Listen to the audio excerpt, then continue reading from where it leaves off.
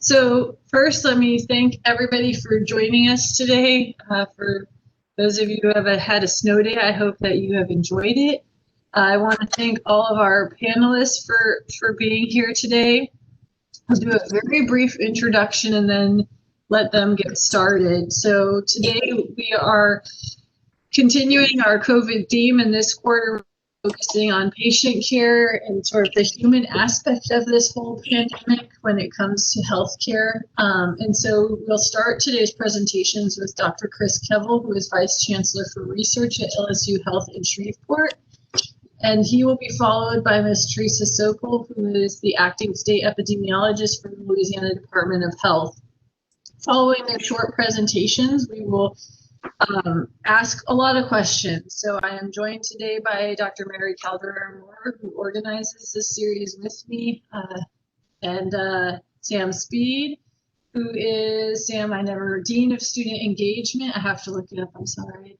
And Dr. Donna Hood, who is Associate Dean for Undergraduate Studies in the College of Applied Natural Sciences and also a Professor of Nursing. So together we will moderate the questions and the discussion following the presentation. So with that, I'm going to let Dr. Kevil get us started with the presentation. You should be able to share, Chris. I should be able to share. Okay, very good. So good afternoon, everybody. I'm going to go ahead and I've only got a handful of slides, and I'm gonna let Theresa from LDH do a lot more conversation and discussion about COVID-19 right now in Louisiana and the implications thereof. And I'm going to focus more on really where we are in terms of how do you treat and how do you manage this virus and when you get infected by it. But I also would start at the beginning to say, really knowing that you're infected by the virus is the first step in being able to manage this virus. So this is a slide, an illustration that's been published in the Times-Picayune a little while ago, about a week ago, that clearly illustrates, and I'm sure Theresa will show us in a little while, that coronavirus is surging in Louisiana. And so it shows New Orleans, Baton Rouge, Houma, Thibodaux, Lafayette, Lake Charles, Alexandria, Shreveport, Monroe, and North Shore. And the brighter the color, the more virus. And you can see here for the week of December 30th, we ended 2020, unfortunately, on a high note. And it seems as though that high note is continuing, and that's a bit of an issue. Well, why is this an issue? So I know many of us in this session have heard a lot about these different variants of the virus that are out there. And this graph illustrates the UK variant. There's also other variants. There's one in South Africa. There's actually been one identified here in the US. But the bottom line is as this virus is, making waves through us, it will undergo mutations. And in particular, sometimes these mutations can make the virus much more infectious, or as we would say, transmissible. And this is a graph that was released by the National Health Service over in the UK that showed the prevalence and the infectiousness, if you will, of the UK variant over time.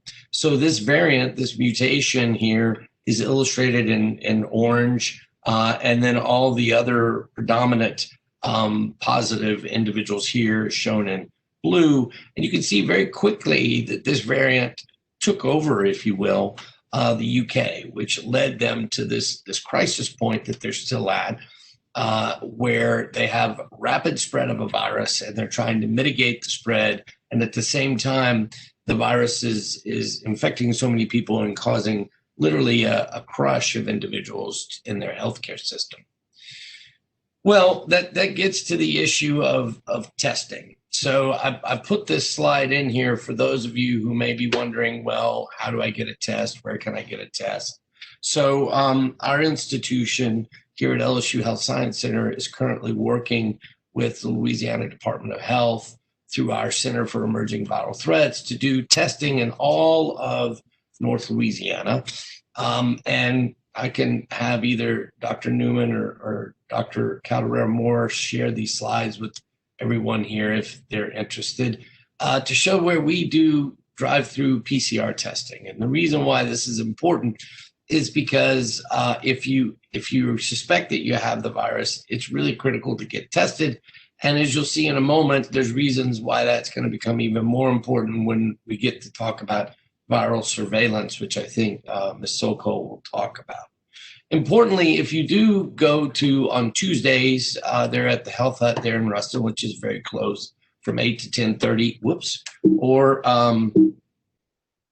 well, it's not cooperating. There we go. Or 12 to 3 p.m. In Monroe at the office of Senator Katrina Jackson. It's really very easy to do. There's no cost. All you have to do is bring a driver's license and insurance information. And the turnaround time is within 2 days. Typically, it's oftentimes around 36 hours. And one of our nurses will call you, or you can go online and get your results. So that's very easy to do. In addition, if there's anybody who's in the further northeast part of Louisiana, we also go out to Tallulah Elementary School every other Saturday.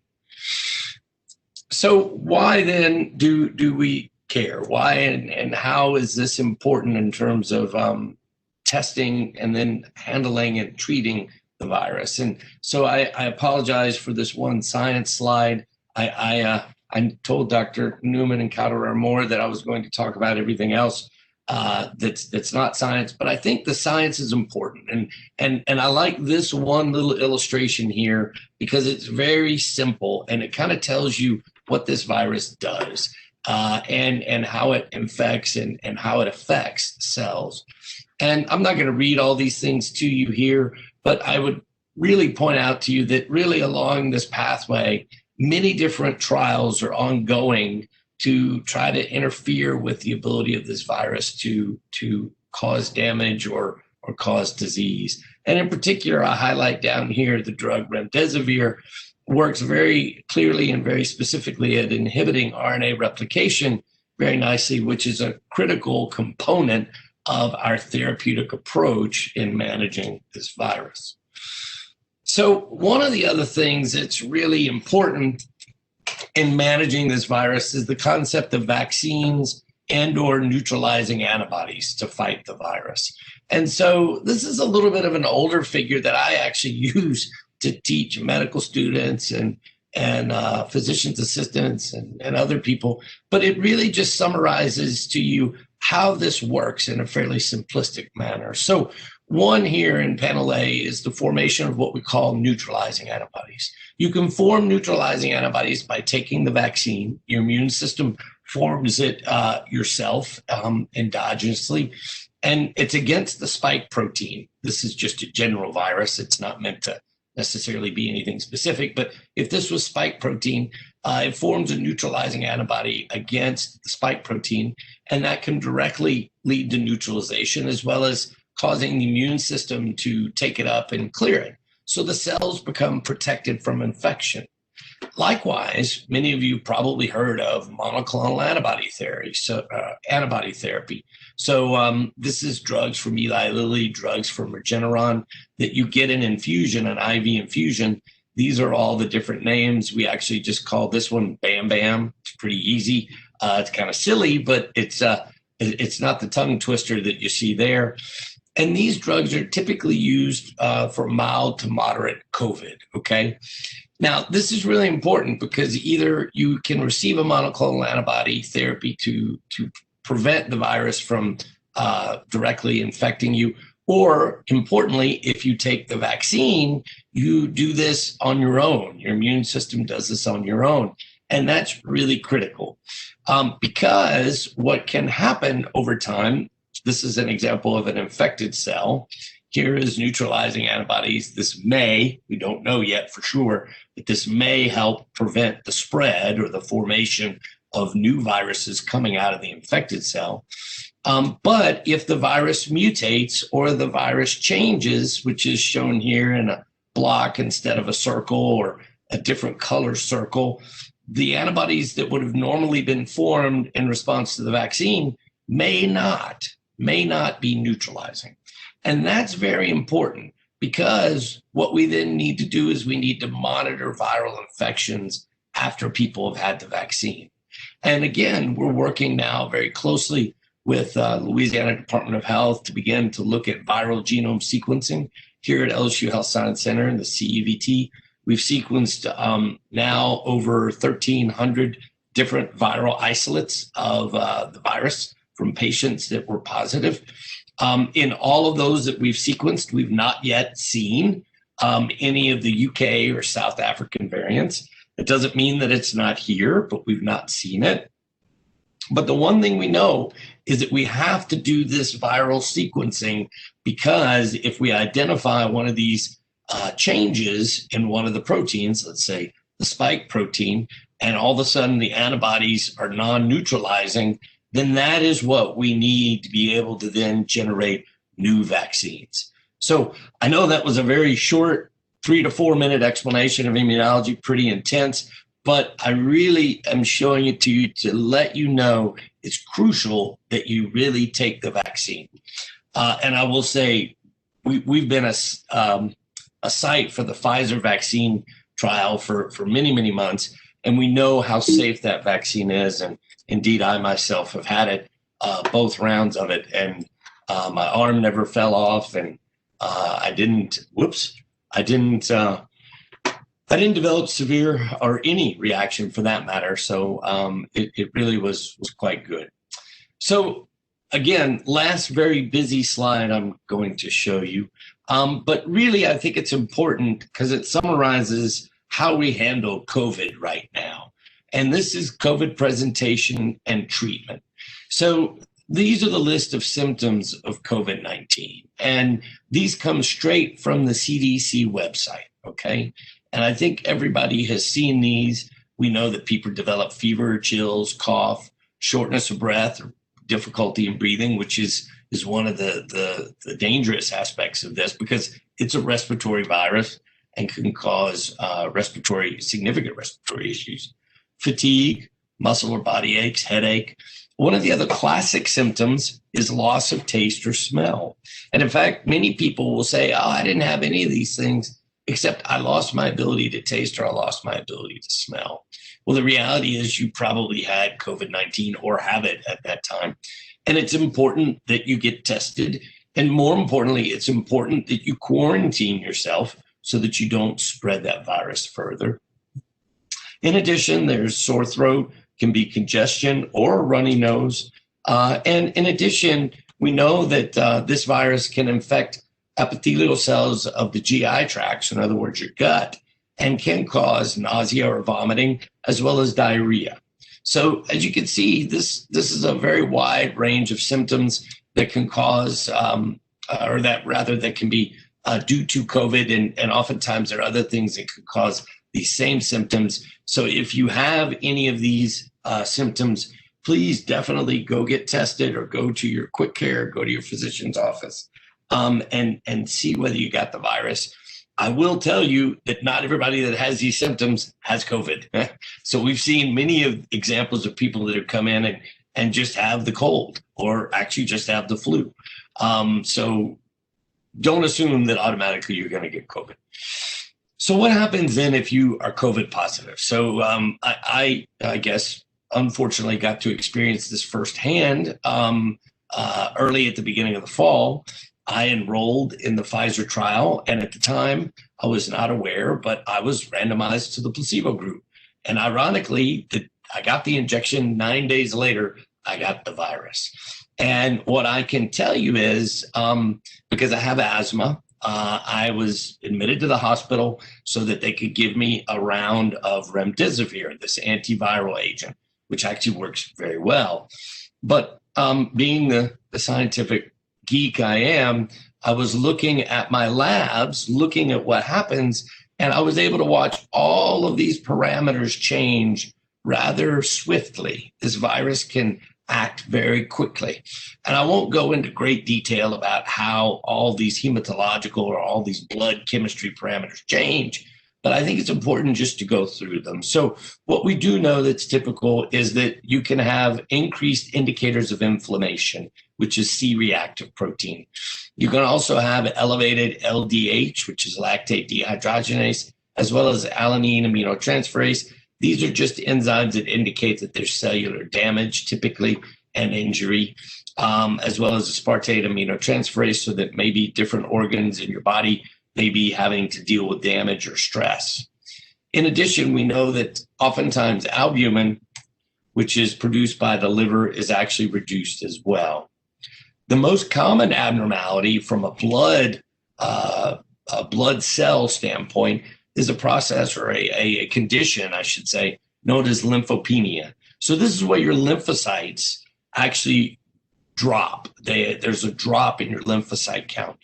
And this is really important because the lymphocytes are very important for immune cell function, and to make sure that they don't drop too quickly, or if they do drop, how to manage that patient is really critical. So monitoring your white blood cell count is really critical.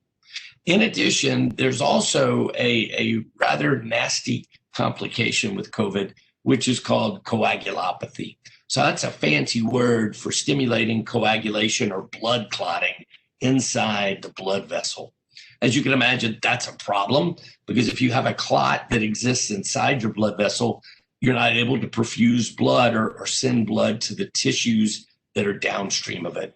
So this results oftentimes in what we call tissue ischemia, and can cause all sorts of different things, such as a stroke or a heart attack. So you have to be very mindful and pay close attention to coagulation states in these patients. So how do we treat COVID? Well, for mild to moderate diseases, which are the overwhelming majority of us, things such as Tylenol and ibuprofen, oh my goodness, keep doing that and it's just horrible. And it went away. And I'm going to go back to this because I apparently can't work PowerPoint. I'm so sorry, everybody. Tylenol and ibuprofen are fine for mild to moderate disease. And, you know, there's been a lot of discussion about only take Tylenol, don't take ibuprofen. That's not true. You can take both. And depending upon what your physician recommends, I would follow those recommendations, because you may have some medical conditions that require one versus the other. As I mentioned earlier, I know rather rapidly, we talked about monoclonal antibody therapy, that Bam Bam drug, or, you know, the drug from Regeneron or Eli Lilly. And again, this is mild to moderate. And oftentimes patients will go in to either the emergency room or go to a quick care and can get an infusion over about an hour to 2 hours, and then they can go home. And this really is very helpful at recovering from that virus very quickly. The other drug that I mentioned earlier, remdesivir. This one's different. If you get remdesivir, it's typically really only for individuals that are moderate to severe COVID, because that are people who are at significant risk, such as myself with asthma. And that's key, because the remdesivir is administered once a day over 5 days. So you have to stay in the hospital for that. One of the other things that's been learned is that steroids, in particular, in a study in the UK, really pointed the way that steroid therapy and moderate to severe, in particular, COVID, was quite beneficial and helped diminish the mortality due to the virus. Obviously, many times these patients have problems oxygenating, so you may need supplemental oxygen. Sometimes that's through just a little nasal cannula, sometimes it's a face mask, and sometimes it's actually more invasive and it's a breathing tube. Additionally, we also have anticoagulant therapy. So as I mentioned down here, the coagulation problems can be an issue. And so oftentimes patients are very, very quickly put on anticoagulant therapy to prevent that from getting out of control.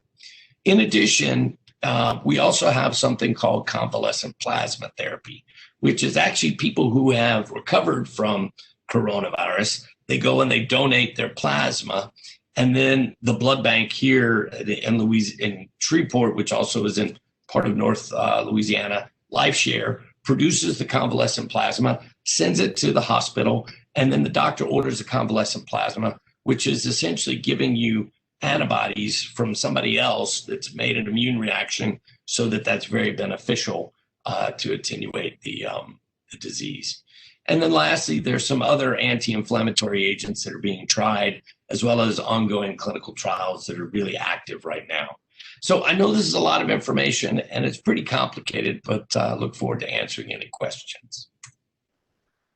Great, thank you, Dr. Kevil. And yeah, if you have questions, feel free to type them in the Q&A, and as we get to them, we will ask them. Theresa, I'm going to make you a presenter, so you should be able to share your screen. Okay. Perfect. All right. So thank you very much for inviting me to be here. I'm Theresa Sokol. I'm the acting state epidemiologist for the Louisiana Department of Health, and I'm happy to be here today to talk about COVID-19 transmission in Louisiana. So thanks to COVID, I think everyone is very familiar with epidemiology now, whereas really it used to be less of a well-known concept. The official definition of epidemiology is the study of the distribution and determinants of health-related conditions and events. But I'm going to tell you from a public health standpoint, it really is critical that epidemiologic data that are collected and analyzed, it's important that they drive public health action, specifically prevention and control efforts. Now, the focus of my department is infectious diseases. And this slide just shows an overview of key activities that have been conducted by my program for years. We track about 80 different diseases, and this does not include HIV, STIs, or TB because there are separate sections within the Office of Public Health that track those conditions. But there are about 80 different diseases that fall under my umbrella of responsibilities, and these really cover a broad spectrum in terms of routes of transmission and clinical presentation. But among these, my program is responsible for surveillance of both emerging infectious diseases and viral respiratory pathogens. So you can imagine for the better part of a year now, we have been focusing on COVID-19. So many people probably think that the epidemiologic response to COVID is really largely focused or solely focused on data collection, analysis, and reporting. And I'll tell you that certainly is the foundation. But as I mentioned, the most critical purpose for collecting these data are to drive public health action and to also to help inform decision making.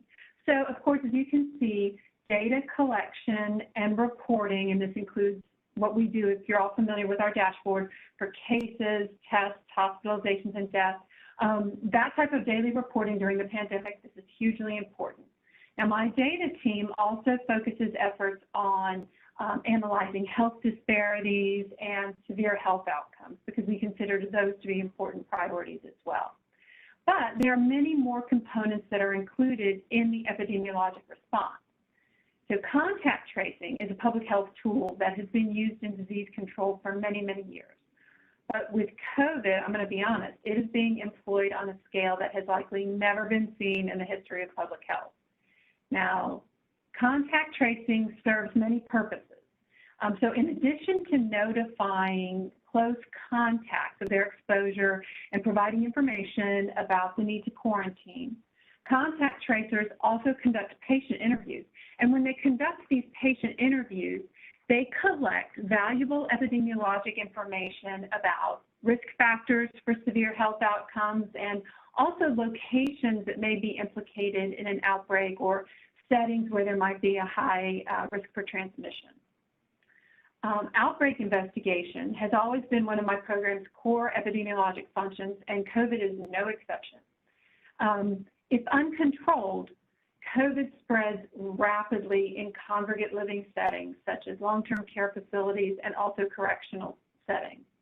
I think as everyone is well aware, nursing homes are an important priority in COVID response, not just because of the high risk for transmission in that setting, but also because the population is so vulnerable. I can tell you that 40% of all the COVID-associated deaths in Louisiana are among nursing home residents. So there's a huge burden of morbidity and mortality associated with those settings. Now, we also track outbreaks that occur in non-congregate living settings, such as work sites, social events, religious-based services, bars, restaurants.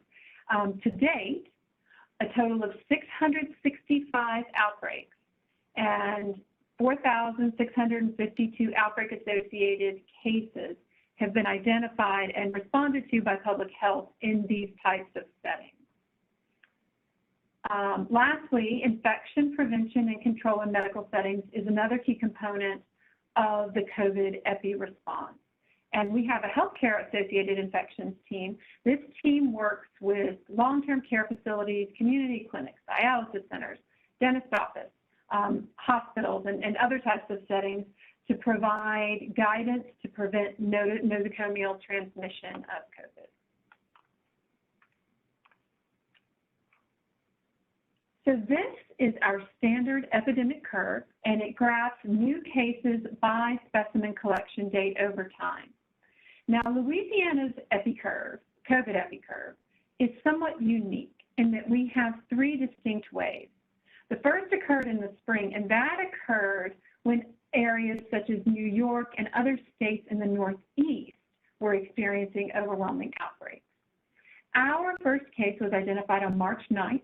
So it was really, we had a 10-month anniversary of our first case over the weekend. And it was reported that Louisiana had the fastest growing COVID outbreak anywhere in the world during the first 2 weeks after our initial case was identified. It really just sort of spread like wildfire, and we identified case after case after case in quick succession. Louisiana, like so many other states, experienced another surge in the summer, and now this was abated. If you can see the dotted lines here, these show the different mitigation measures that were instituted at different points in time. So here during our second surge, you can see right here where the mask mandate and the bar closure were instituted. And you can see that this really helped to abate the cases at that time.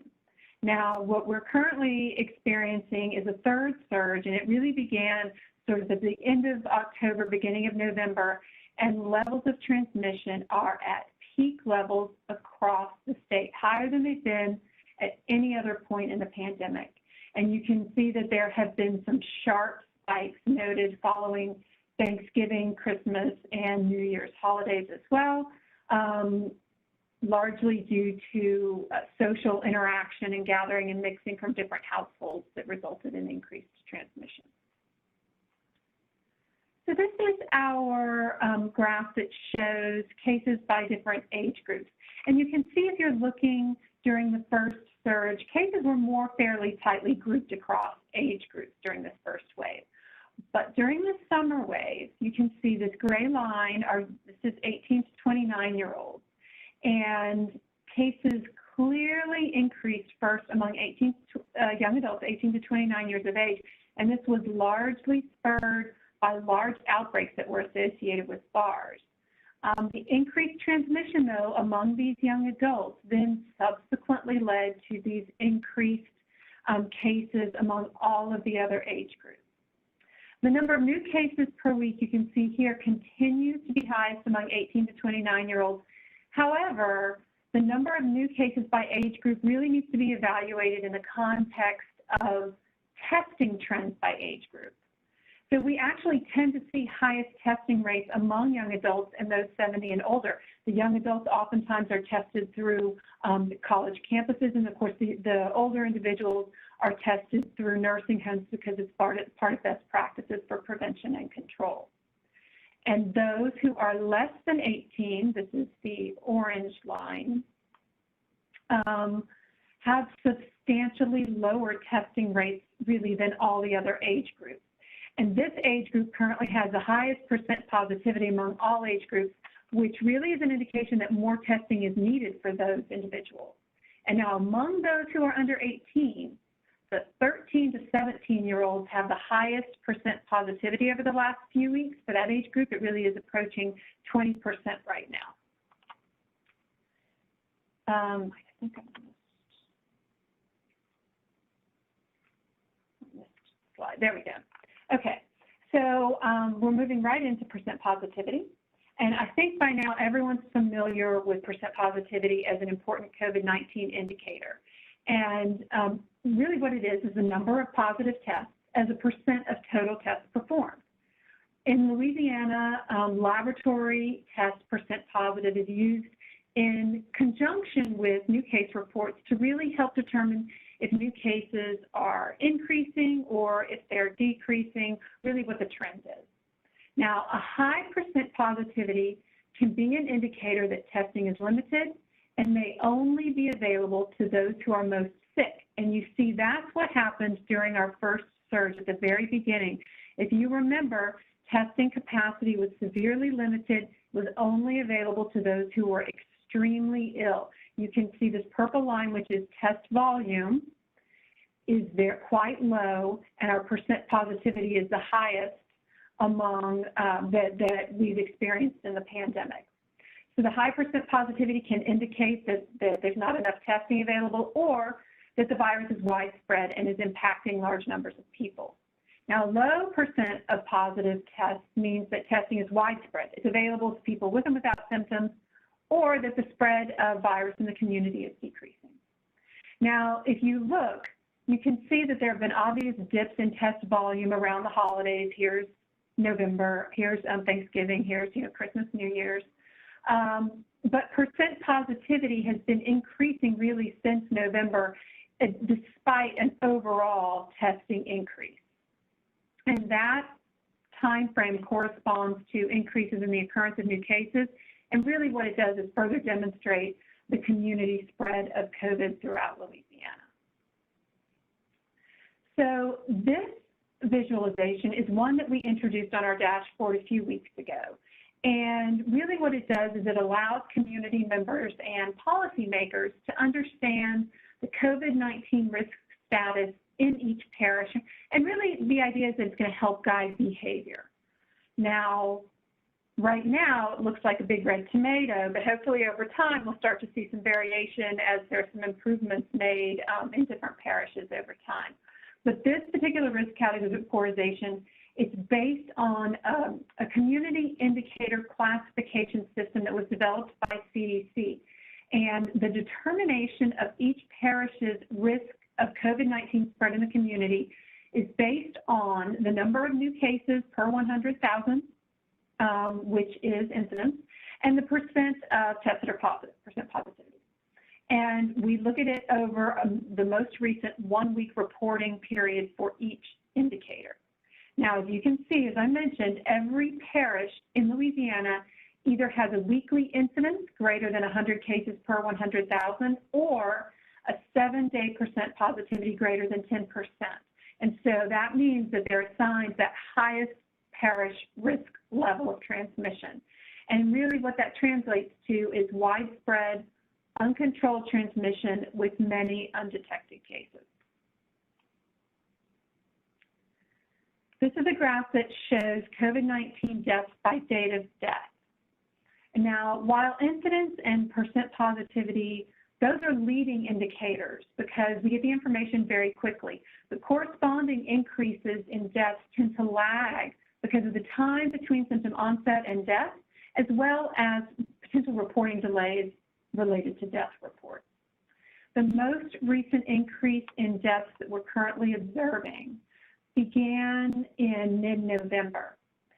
Now, if you look at this graph, even though the number, and you think back to our epi curve, even though the number of new cases reported during the summer and then the current wave is much higher than during the first wave, the number of deaths in these two waves has not reached the peak levels that we saw during the first wave, and hopefully we don't get to that point.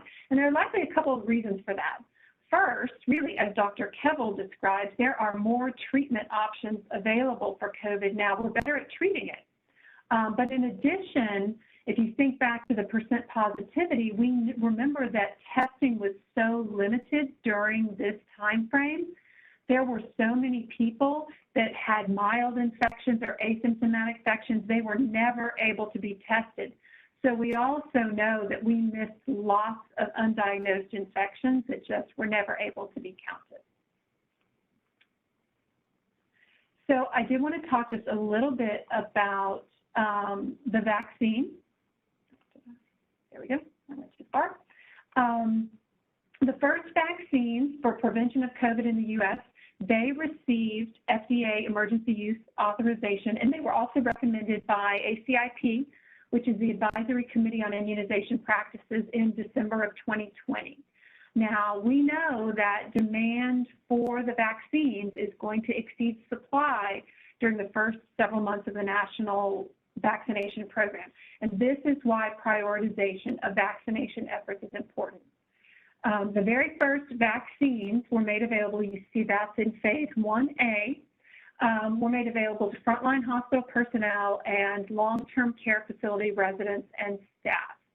Now, Louisiana is currently here in phase 1B Tier 1, which means that anybody in phase 1A or phase 1B Tier 1 can be vaccinated right now.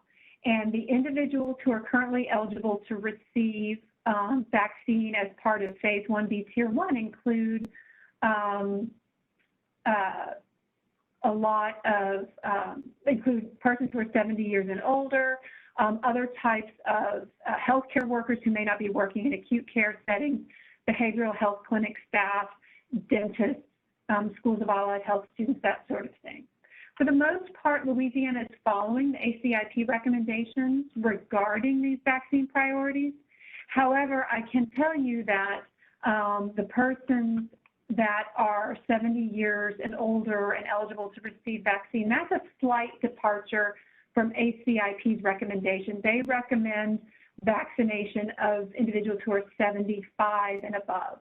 And the reason we are using a slightly different threshold is because we really based it on Louisiana-specific COVID mortality data, which demonstrated that the increased risk of death for those aged 70 and older in Louisiana was actually comparable to corresponding national data for those 75 and older.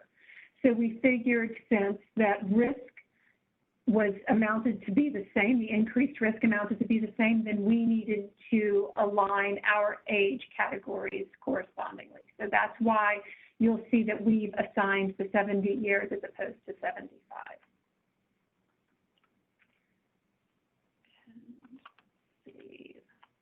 Okay, who's going to get the vaccine next? The next phase that I'm not sure exactly when it's going to be coming yet, but it's going to be phase 1B Tier 2.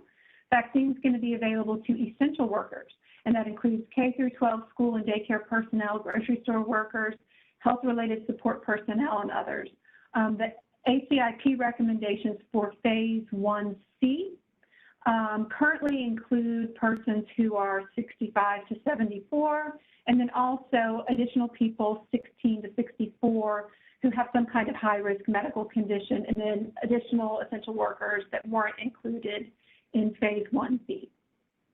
So let me just sort of end by saying that, you know, I truly feel that the availability of safe and highly effective COVID vaccines, it really helps to safeguard our most vulnerable residents, and it brings what I think is much needed hope and encouragement really to all Louisianans.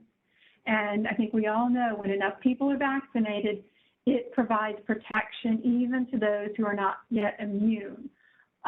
Vaccinating enough people, though, to reach this level of what is called herd immunity is going to take time, and it's going to take teamwork. And even vaccination of the priority groups in phases 1A through 1C can't happen overnight, as we're all learning throughout the U.S., right?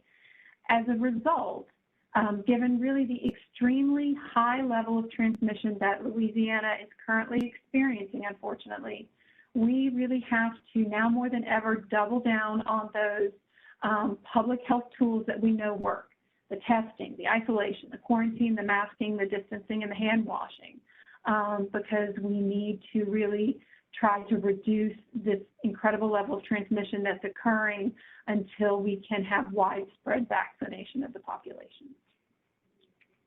And that is the end of my slideshow. I will stop sharing now. Thank you, Theresa and Chris, so much for those wonderful presentations. We're going to go straight into questions from our audience. The first one is, I know it's early, but what is our best educated guess about the effectiveness of antibodies and the vaccine against the new variations that we're seeing of the virus? Is there any clinical evidence yet? So, so to answer that question, there was actually a paper that was a preprint paper that was uploaded to bioRxiv about 36 hours ago using something called a viral neutralization assay. This was done at UT Galveston and then with some other people at different universities. And we're doing kind of a similar thing here as well. And they looked at 20 individuals that had the Pfizer vaccine. So they took their plasma, which they know the titer that the Pfizer vaccine had created. And then they created what are called pseudoviruses, so like fake viruses, not the real coronavirus, but the coronavirus spike protein of that variant. And when they took that plasma, from those 20 patients, they were able to see that antibody response due to the Pfizer vaccine neutralized both the UK variant and the South African variant's ability to bind to a receptor and infect a cell. So that's a long answer to say, yes, the vaccines so far are showing protection against the new variants. Chris, to kind of roll off of that question, so people who've had COVID are being encouraged to donate their plasma. Once people start to get the vaccine, and I'm not talking about the over 80 crew, but once more people are getting the vaccine, will they be encouraged to go ahead and give convalescent plasma? Will that also be effective? Yeah. So right now they're not being encouraged by that. And in fact, I've had a couple of conversations with friends of mine at the FDA because I've actually had the virus and then I got the vaccine, right? Because I was part of the trial and they allowed me to cross over. And so initially the thought was that they were not going to allow people that had the vaccine to donate plasma because they had in my mind, I think erroneously assumed that it was something called a passive immune response. It's not, it's an active immune response. Now, what I will say is getting the virus and the mounting an immune response is not the same as having the vaccine. We know quite well that, in fact, I measured my antibody titer and my antibody specificity with the virus was lower than it was with the vaccine. And part of the reason for that is because these vaccines are highly, highly targeted and they're highly, highly specific. But it uses the whole intact spike protein, or at least one version of the spike protein, to generate a bunch of different antibody types that would recognize that spike protein. So what I'm hearing on the street, if you will, is that probably in the next 30 days, the FDA is probably going to revise their recommendations of who could donate plasma again, whether they've had the vaccine or not. But stay tuned. Sounds good. So once again, back to the vaccine, and then we'll switch to other question lines. Can you talk a little bit more about any ideas of what can be expected about long-term effects from the vaccine? I know a lot of people are concerned about, since it's so new, will there be long-term effects? Right. So that's a good question. And there's another one in here that said, if I could give any thoughts about participating in the trial. So let me be clear. The type of vaccine that we're now using, the royal humanity, is an mRNA-based vaccine. This is new. This has never been used in widespread settings such as this. However, it's been around for a while, for quite some time. And actually, the company BioNTech was actually working to create cancer vaccines before the pandemic hit. And there were a lot of studies that were done with cancer vaccines and a lot of safety and a lot of tolerance, things of that nature, that showed very minimal, if any, no long-term side effects. one of the things that I've heard a lot in the public is that people think that this mRNA can integrate into your genome or into your DNA. It cannot integrate into your genome or DNA. That is not the case in any way, shape, or form. Some people think that maybe there were fetal components or fetal cells that are involved in creating this vaccine. That is not true. There's nothing in there that's related to any cell culture product or fetal tissue in any way, shape, or form. Obviously, there are no microchips in the vaccine, so I'm just going to throw that out there.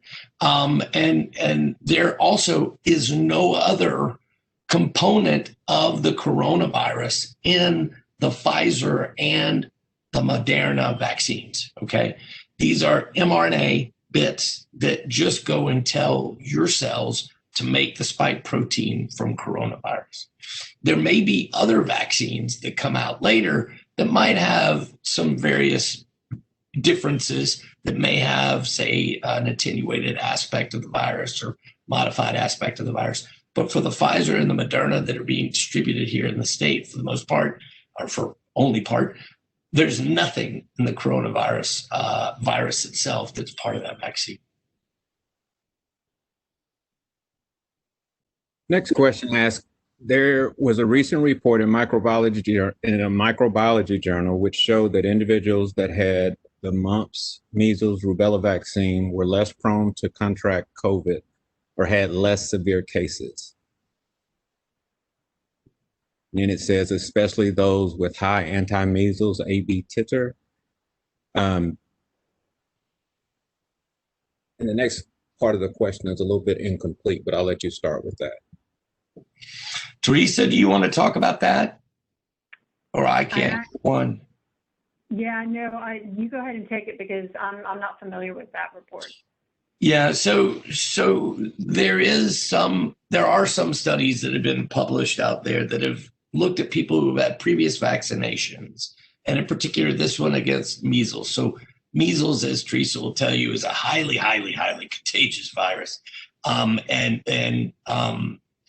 We form a very long-lasting immune response against measles, like decades long. And so the reality is your immune system may or may not have the capability to get revved up effectively. To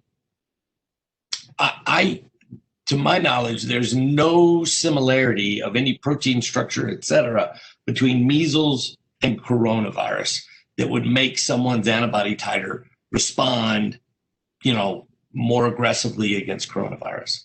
But if an individual happened to have an immune system that is highly responsive against a measles vaccine, that means that the immune system of that individual is probably going to respond very aggressively and very robustly to the coronavirus. And in fact, there was similar studies done in India, because over in India, they get a vaccine called BCG, which is it's against tuberculosis, it's part of it. And individuals that had the BCG vaccine had shown some protection against coronavirus. And so there was a trial, in fact, it was done in Baylor and I think at Massachusetts General, where they were vaccinating healthcare workers. Here in the US, we don't get the BCG vaccine. And they were vaccinating people that had BCG, that had not had BCG, and they were healthcare workers, and then looked to see whether they would be protected from developing coronavirus later on. I'm not aware of the results of those studies because I do believe that's a small study compared to the very large studies that was done by Pfizer and Moderna. But I think if anything, there may be a fact that somebody's immune system is more robust in responding to some of these vaccines like MMR or BCG that may render them better to fight the coronavirus. I think you answered the second half of that question, which is, do you think the MMR vaccine could play a role while we wait for the COVID vaccine? I don't think so. We've got the COVID vaccine, ladies and gentlemen.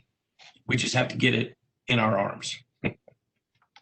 So my next question has to do with getting it in our arms. As we have more of the vaccine that is coming to the state of Louisiana, but as we have a a large number who are now becoming eligible for the vaccine. What are some of the early lessons learned? Granted, these are early lessons. We just really have been looking at the last 7 days with this, but early lessons learned as far as connecting our people a little more in the general public with actually getting the vaccine in the arm. Yeah, Theresa, would you like to? Sure. You know, I think one of the challenges with this is really widespread availability at this point. I do think that right now there is more demand than there is supply. I think there's a lot of interest among those who are 70 and older. And I think that in order to really operationalize, I think there are some improvements we can probably make in operationalizing it to really make it a very user-friendly process. It's just very, very difficult to roll out a vaccine like this. We want to really make sure that it's available throughout every part of the state. One of the things that we're really keeping in mind is we're trying to roll it out with this sort of a health equity lens. We want to make sure that vaccine is available in areas, for instance, with higher social vulnerability indices as well, so that there's really equitable distribution everywhere. So, but we're employing a lot of partners, pharmacy partners, in order to do this.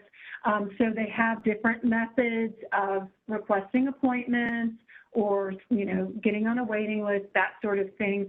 So, it's just, there are just some logistical challenges at the beginning, not specific to Louisiana. It's happening across every jurisdiction. But I think as more vaccine becomes available, then the process will become just, even more smooth. I will say this, I do think that at the beginning, what we were hearing before the vaccine actually began to be rolled out, when we were just making the initial preparations, back when, just for phase 1A, when it was really going to be limited to the hospital personnel and to the staff and residents in nursing homes and other long-term care facilities, we actually heard a lot of concern, even among the healthcare workers, about being among the first to receive the vaccine. But what we're finding now is that we get further, a lot of those concerns and a lot of those fears really are starting to dissipate. So we're getting, much better participation than, people had indicated that they, might be willing to, might be able to achieve at the beginning. So I'm very encouraged by that.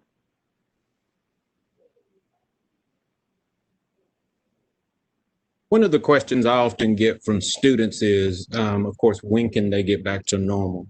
Do you foresee a time coming when you show your vaccine card or some proof that you had the vaccine, that groups of students can go back to doing normal activities? There's been a lot of talk about that. About, whether, for instance, you would be able to travel if you've been vaccinated on an airline. You can show proof of your vaccine. I'm really not sure if it's going to come to that. What I do know is that, and the question I get all the time is, when can I stop wearing a mask? People want to stop wearing their masks, and the masks are going to be with us for a while. What we need to achieve are high levels of vaccination coverage in our population in order to really stop the spread, stop the transmission. And in order to do that, I'm sure everyone has seen their estimates of herd immunity that really go anywhere from 70% vaccination levels, up to 85 or potentially even higher % of the population that needs to be vaccinated. One thing to keep in mind, as Dr. Kevil mentioned, is with these new variants, we need to pay attention to transmissibility, because the level of vaccination coverage needed to reach this herd immunity level is going to be higher according to how transmissible the virus is. So, for instance, measles, which is extremely contagious, you need about a 95% vaccination coverage level. So to the extent that these mutations and these new variants may be more transmissible, then the thresholds for this herd immunity may be increased. I think the important thing for everyone to know is that everyone should get vaccinated as soon as they're eligible. At their earliest opportunity, everyone should get vaccinated. And that's really the way for all of us to get back to normal. And I would add one thing to it. Theresa is absolutely correct in everything she said. I personally would not be shocked to see that people who have a completed vaccine card are allowed to travel internationally or are allowed to actually go places where those individuals who have not had the vaccine may not have as much latitude for something like travel. And part of the reason for this is because if we don't get a lot of the public to take the vaccine, to say get to 70 to 85% with herd immunity, then individuals who do have the vaccine or were willing to take the vaccine may be in a better position to be able to have more mobility. Now, we still don't know if the vaccine prevents us from spreading it from, say, myself to somebody else. I know because I found out how much virus I had, and I made a whole lot of virus. And so I would bet personally this vaccine will probably help prevent the spread of the virus. But we don't have any evidence yet to prove that. And in the meantime, getting the vaccine will really help over time, very quickly, allow us to understand whether that's the case. So getting the vaccine will allow individuals and all of us as a whole to have much greater freedom much faster. So I'm going to jump in and follow up on that. It's because I think everything you guys are saying, like, would certainly convince me to get a vaccine and hopefully the 80 people listening, but there are a lot of people who are nervous, and I know you've tried to dispel the myths. And what if you were trying to convince a group of college students, let's say, or a community to really do this as soon as they can, like Theresa mentioned, like what are the things you would say? What do you think is the most compelling argument or evidence or statement one can make that would do that for people? So I don't know, I'm going to show my age here, but when I was in college, I used to go down to South Texas and enjoy Padre Island and spring break. All of that kind of activity is not going to happen. You're not going to have, you may have, like they did in Florida, a whole bunch of college students congregating last spring. But this spring break, I have a feeling the states are going to be a little bit more particular about mass congregations. And even here locally, we talked about this here in Shreveport with the Independence Bowl, and have actually talked about making sure we can put in place ways that people who have gotten a vaccine would be allowed to, wear a mask and then go to some sort of pep rally, if you will, right? Obviously, you don't want to break the protocols that are important, such as mask wearing and social distancing, but you want to make sure people who are taking the right steps to help protect not only themselves but everyone else are actually getting a little bit of reward or incentive for doing this. And the sooner you do it, the quicker you can get back to doing all the fun stuff you love. To piggyback off of that question, obviously from the beginning, there's been a disproportionate impact on the African-American community. Now that you have a vaccine, on the flip side, there seems to be a disproportionate number of African-Americans who have concerns about that. And I've seen that several states and organizations have taken up the cause of trying to get rid of some of those concerns and some of those fears, which oftentimes are just a part of why some of the pre-existing conditions already exist. Is there anything being done in the state of Louisiana or that we could do that could possibly help with that? I'm going to throw in there real quick that is an amazing segue to our next seminar, which is February 1st. But I'm going to go ahead, which we'll be talking more about those, just, the differences and how we can overcome some of that. I am going to stop talking now and let Theresa and Chris answer their views on it. But yes, we will spend a lot more time on that conversation next seminar. Well, what I can tell you from the LDH perspective and from the activities I've participated in, there is a Governor's Health Equity Task Force that is, working closely with all parts of the COVID response and coordinating with other groups, with our Bureau of Media and Communications, to really try to disseminate information that's, really targeted to the different groups and the different concerns that folks may have. It's been really an important focus for us because of the health disparities. It's been very evident in Louisiana that there's an increased risk of death among African Americans, and we really want to be able to protect those individuals. When it just really highlights the health disparities that we've always known have existed. If you look at the mean average age for death among the Black individuals versus the white individuals that have died of COVID, it's definitely lower among the Black individuals, but those individuals, if you look at their underlying health conditions, they tend to have more. They tend to have 3 or 4 or even 5 underlying health conditions that were present. And so we know that these health disparities exist. We want to protect the people who are most vulnerable, and the vaccine is the best way to do it. And so we're really working with the best partners that we can find to try to communicate the importance of vaccination to all populations. Right, and Theresa's absolutely correct. And while they're doing that at LDH and the state level, we're doing it also on a local level. And we've had a lot of community advocates working with federally qualified health centers, as well as other community initiatives, so that we can get the information out there to everybody in the communities that are most susceptible to it.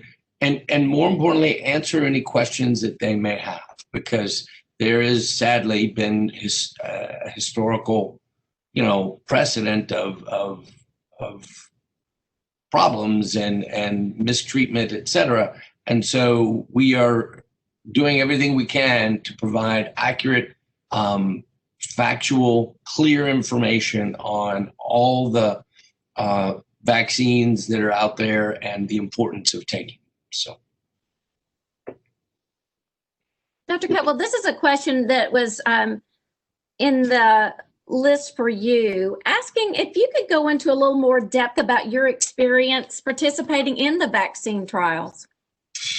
Right. I tell you, being not only someone who does biomedical research, started up a company, helped organize a clinical trial, and then being a participant in a clinical trial, I was highly impressed by the Pfizer clinical trial.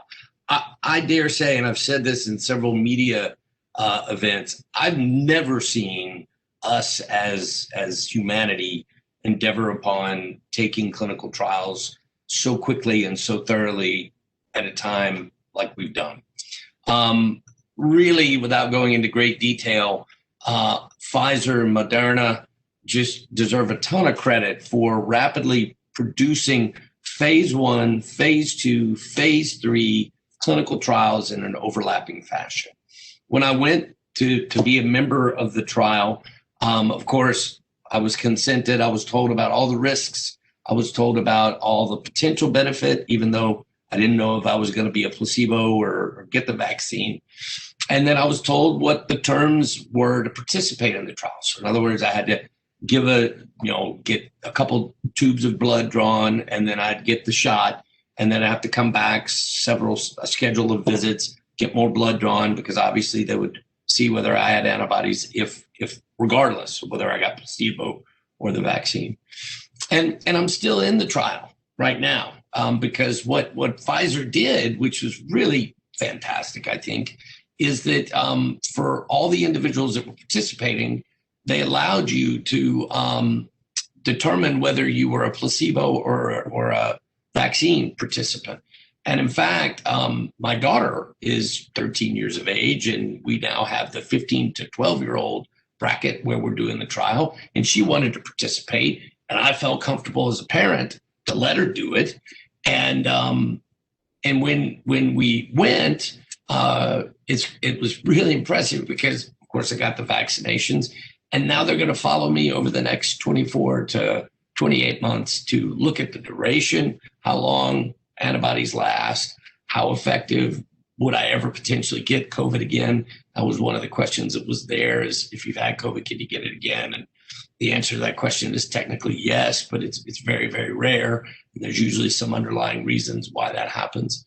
But I think in this instance, I have not been doubting or skeptical or questioning the way any of these clinical trials have been executed and ran. I think these have been just as good, in fact, even more rigorous than some other clinical trials I've seen in the past. And it's highly impressive how quickly they've been able to be executed.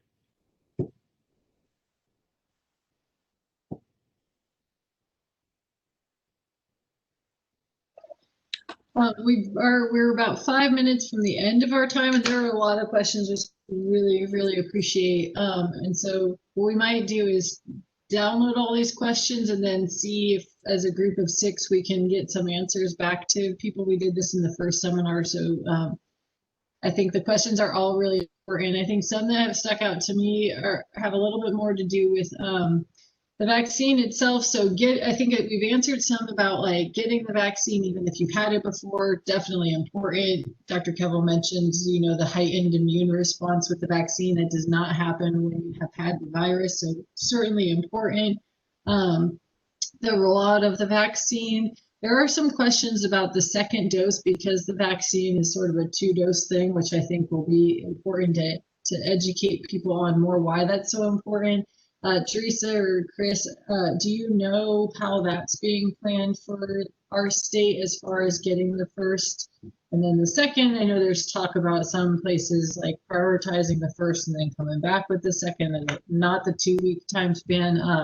But I don't know what to believe. So, So what I can say from our experience here, having established points of distribution for the vaccine for the medical community in Tier 1A, we're just now getting the second allotment or second lot of doses for the Pfizer vaccine, which it's 3 weeks for the Pfizer vaccine and essentially 4 weeks for the Moderna, 21, 28 for both of them. And as best I know right now, and Theresa can correct me if I'm wrong, the recommendation is still to get the 2 doses, which from a biomedical standpoint makes a lot of sense. What they've done in the UK, where they want to just get everybody to get 1 dose, we don't see near the amount of antibody production with just a single dose. It's the 2 doses that really give a very robust immune response. Mm-hmm. Right, and so that's what we're doing in the United States and in Louisiana. We are ensuring enough vaccine for the 2 doses for the priority groups in the different phases. What we're asking is that folks do not hold their own second dose. So if it's distributed to a site, like Dr. Kevil is talking about, they don't need to hold back half of their doses and wait for the second dose. But they will be part of the planned allocation when they've used those first doses and it's time for the second doses, those will be distributed. But that is being accounted for. And right now, the plan is that people get both of their doses as opposed to the UK system, which is to try to have that sort of wide swath of initial doses and then follow up potentially at a later date. So that's not what we're doing here. Good. I was going to mention, Dr. Calderon-Moore made a comment about our next seminar, super important, on healthcare disparities and more conversation about how you manage healthcare. Our earlier seminars in the fall were very focused on immunology and the pathology of the disease. And I think Dr. Osborne and Dr. Love, was he our first one? Yeah, they did a really nice job. If anybody's interested, I think when you get the email thanking you for coming today, there's a link to our website that has our recordings. But this whole idea of, when you see it the first time, there was a curve up, and then the second time, sort of a booster shot for immunity, that's really important. Does the panel have any more last minute, I gotta ask it from the audience, or I gotta ask it for myself, questions before we wrap up today? I had a quick, for each one of our panelists, what do you feel that is the most important thing that we've learned and the most important thing that we still need to work towards? Would you like to go first, Theresa? Sure. So, I think that there are a few ideas that come to mind. I'll tell you the first one, I think, this is, very much from my personal perspective, relates to the need to invest in public health. Because in order to respond to a public health emergency of this proportion, there needs to be a really strong public health infrastructure that already exists. And I think that while we have certainly a good Office of Public Health here in Louisiana, we have, partners in other jurisdictions that have, similar resources, and certainly CDC is available. I think that we've all sort of realized that there were definitely resources that were lacking. I can tell you from my own personal experience, we have been funded for an additional 25 epidemiologists, specifically to respond to COVID. I had maybe 30 before. So that just shows you the level of additional staffing that is needed in order to respond. So I think that really the understanding of the need to properly invest in public health and establish that strong infrastructure is one of the important lessons. I think that communication has been extremely important. I think communicating with the public, I think different partners communicating, different collaborations, leveraging different partnerships, being able to communicate across sort of diverse groups has been extremely important. And then I also think really this understanding now the impact that COVID has had, our understanding of health disparities, and the need to really focus on improving those over and above, beyond, sort of as a foundation, beyond COVID or anything else that may come down the line. Those have all been important lessons from my perspective. Yeah, I agree with Theresa, everything she said. And in fact, I think with those of us here at LSU Health working with LDH, it's been fantastic, honestly. I mean, it's horrible to say that in the time of a pandemic, but Theresa's correct. The infrastructure needs to be there. Perhaps it wasn't there before. The one thing, though, in general speaking terms, there's two things that stood out. The first one is I am just blown away by how quickly we can do things now if we want to do them. And I mean that from the standpoint of clinical trials that we've leveraged. We stood up a clinical testing lab in a matter of 10 days. The governor, LDH, were phenomenal in allowing that to happen so quickly. If we want to do something, by God, we can do it. The thing that we got to work on is we got to work on trusting and believing one another. I cannot tell you as a scientist, I'm going to get on a brief soapbox. We have really strayed away from what I think has helped create part of the uniqueness of this country of understanding and embracing science. I get that things get politicized, that happens, but there are so many bright men and women out there working tirelessly to move this so quickly that hopefully we can all learn to be a little bit more scientifically mindful so that we can sort truth from fiction on our own if you will, in the future. But I take heart because when I knew this pandemic was coming in February, after talking to a couple of colleagues in China, and I broke my arm 2 days thereafter, I was a little freaked out, to be quite frank. And then halfway through this whole pandemic, it was clear that while the pandemic isn't pleasant, we can actually do a whole lot together. Yeah, good question, Mary, and excellent answers. I'm always telling students to consider public health, Theresa, so maybe this is it. Maybe we're going to get a lot of students really looking at other avenues where they can participate in healthcare in ways they didn't think were possible, to address a lot of the challenges that you all talked about today, from the scientific discovery to the communication to addressing the healthcare disparities. I think there's just a lot of places for people to go from this experience. So I want to thank everybody for participating, everybody who attended today. The lecture was recorded, and so that will be available soon for people who weren't able to attend, or I think some people had to jump off early. We just had a lot to talk about, and there's still more. So please look for the announcement for February 1st seminar. I think it'll be really exciting. We have one of Theresa's colleagues, Mr. Rudy Macklin, will talk about healthcare disparities and education really within the state to address sort of the aftermath of COVID, and then also Dr. Kareem Watson from Chicago. So stay tuned for that. And thank you, everybody, again. Have a good evening.